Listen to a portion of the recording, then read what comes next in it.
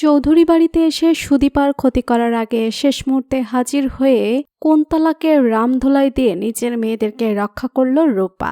হ্যাঁ বন্ধুরা, আমরা এমনটাই দেখতে পাবো অনুরাগের ছোঁয়া ধারাবাহিকের আগামী পর্বগুলোতে।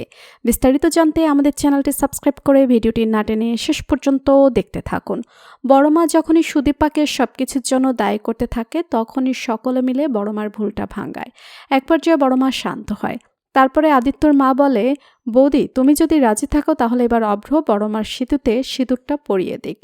যে কথা শুনে বড়মা আর কোনো আপত্তি করে নাই। এরপরে অভ্র নিজ হাতে পরমার সিঁথিতে সিঁদুর পরিয়ে দেয়, যেটা দেখে তো সকলে খুশি হয়ে যায়। তারপরে পরিবারের সকলে মিলে বলে, এবার বাড়িতে প্রত্যেকটা মানুষ ফিরে এসেছে, বাড়িতে দুর্গাপূজার আয়োজন করা হোক। যে কথা শুনে বড়মা বলে, হ্যাঁ করা হোক। সকলে মিলে তোড়জোড় করে শুরু করে দেয় দুর্গাপুজোর আয়োজন। এবার দুর্গাপুজোতে আমরা ভীষণ আনন্দ করব। এরপরেই যখনই আদিত্য চলে যায় সেখান থেকে পরমাও চলে যায়। এদিকে সুদীপার মনটা খারাপ থাকলে তখনই অভ্র বলে, আমার বোনের মন খারাপ কেন? এই দাদা থাকতে বোনের মন খারাপ হতেই পারে না, সবসময় মুখে হাসি থাকবে, দাদা আছে তো। যে কথা শুনে সুদীপা হাসে। অন্যদিকে পরমা আদিত্যের সাথে কথা বলতে গেলে আদিত্য একটাই কথা বলে, তুমি আমার দাদাভাইকে ভালো রাখো, আমি আমার দাদাভাইয়ের কোনো ক্ষতি মেনে নেব না। আমি চাই তুমি তাকে ভালোবাসো, ভালোবেসে তার সাথে সুখে শান্তিতে সংসার করো, যেমনটা আমি করছি। আমি সুদীপাকে ভালোবাসি, ওর সাথেই আমি সংসার করতে চাই, সব স্বামীর দায়িত্ব পালন করতে চাই। যে কথা শুনে তো পরমা কষ্ট পায়। অন্যদিকে আড়াল থেকে সুদীপা সবটা শুনে ফেলে। তারপরে সুদীপা বলে, ভালোবাসা তো সহজ নয়, ভালোবাসার কথাটা পবিত্র, তাই যখন তখন বলবেন না। এদিকে অভ্র সবটা শুনে কষ্ট পায়। অন্যদিকে পরমা নিজের ঘরে গিয়ে কান্নাকাটি করতে থাকলে অভ্র পরমাকে বোঝানোর চেষ্টা করে, কিন্তু বারবার কোনো এক পিছুটানের কারণে অভ্র পরমার থেকে দূরে সরে যায়।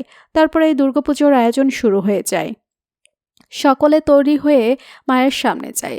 সেখানে গিয়ে সকলে যে যার মতো আনন্দ শুরু করলে তখনই সেখানে কুন্তলা এসে হাজির হয়।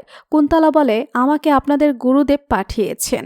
যে কথা শুনে তো বড় মা কুন্তলাকে প্রণাম করা শুরু করে দেয়, আর তারপরেই বলে, আপনি এখানে আসুন, বসুন। তারপরে কুন্তলা বলে, আমার গুরুদেব এই বাড়িতে আমাকে পাঠিয়েছেন এই বাড়ির নতুন দুই বউয়ের ভাগ্য গণনা করার জন্য।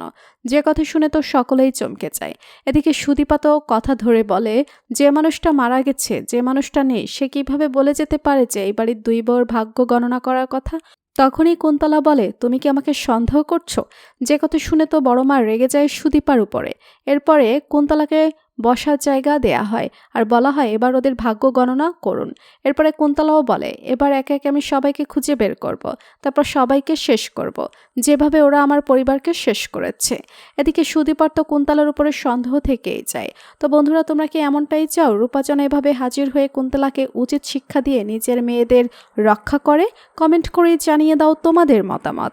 ভিডিওটি ভালো লাগলে লাইক কমেন্ট শেয়ার করুন। আমাদের চ্যানেলে নতুন হয়ে থাকলে চ্যানেলটি সাবস্ক্রাইব করে রাখুন, যেন অনুরাগের ছোঁয়া ধারাবাহিকের যে কোনো নতুন আপডেট সবার আগে পৌঁছে যায় আপনাদের কাছে। ধন্যবাদ সবাইকে।